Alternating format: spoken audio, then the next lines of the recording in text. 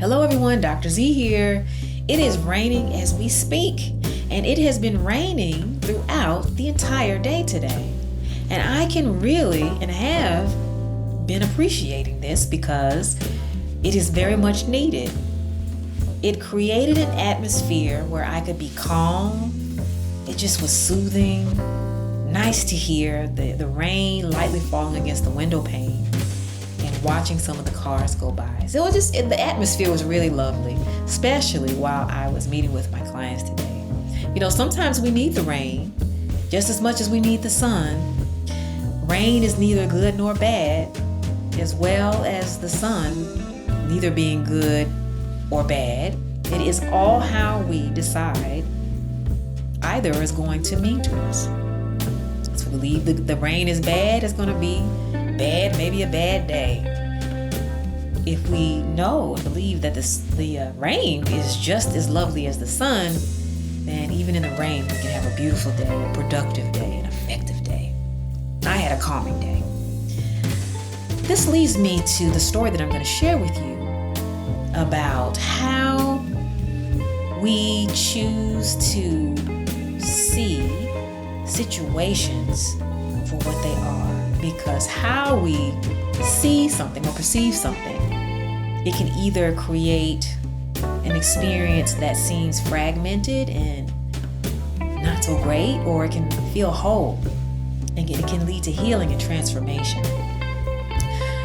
So the story I'm about to tell you is at a time when I had put my heart and soul into an art piece.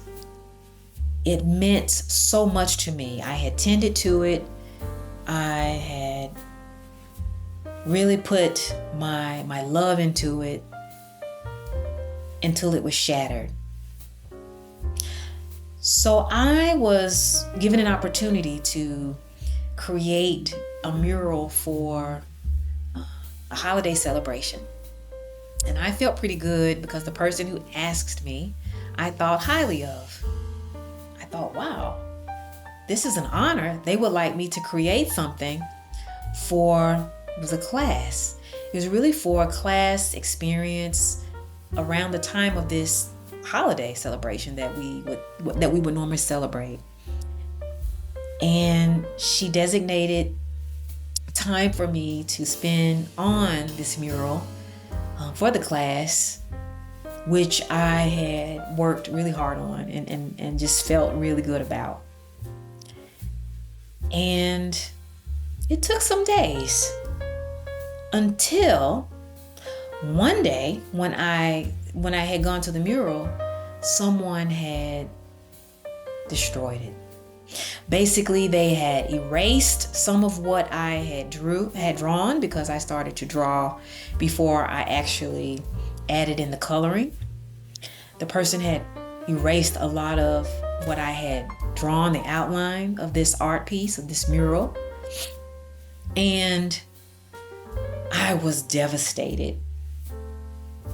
I felt that I was shattered. They had shattered something inside of me because they had shattered these pieces, or they had taken away some of the pieces, some of what I had created, and it really affected me. So at first, I did what most of us probably would do. I wanted to fix it quickly. I wanted to be exactly what it was. I wanted to make it perfect. I was disappointed, but I tried to make it as it was. And I couldn't, because this was me starting over practically, or at least for the most part. I had to basically erase most of it really well because there was erasure marks that you could see. I had to erase it as best as I could and redraw the images that were to be seen. This was hard for me because I was upset, I was hurt, and I was frustrated. Who would want to erase something that someone else created or was trying to create, that someone requested of them, they erased something that was meaningful to me. It really hurt. And so what I learned, however, through this experience was to not allow something just didn't need to be perfect. It was to try again and create something new, to create something different. First of all, the teacher made sure that no one would have access to the mural again. So I had an opportunity to take my time to complete this project. So within that time, I had an opportunity to process what I was feeling and to take the time to heal. And as a result of that, I transformed this mural into something maybe not was exactly as I initially wanted it to be, or I was trying to have it to become, but it became something else. I created something different. I transformed this mural into something different, something whole, something outstanding. I changed my mind on how I was going to pursue this project, and it created something very beautiful. The teacher was appreciative of it. My classmates were, although I don't know who it was who made this difficulty for me. One of my classmates. It didn't matter because I was able to complete it. Hopefully, it was whole. It was still something that was worth watching, something worth seeing. And again, I learned to heal, to transform something that was meaningful to me that I didn't think I was going to be able to complete into something complete. So I was whole within myself just as much as the mural was whole within itself.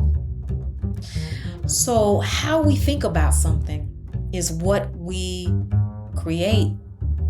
I created a whole piece and created or maintained wholeness within me. I felt fragmented, just like this piece of artwork, but it all came together. And so that's my point to make with you today, is that how we think of something is what we create. We create it with our minds.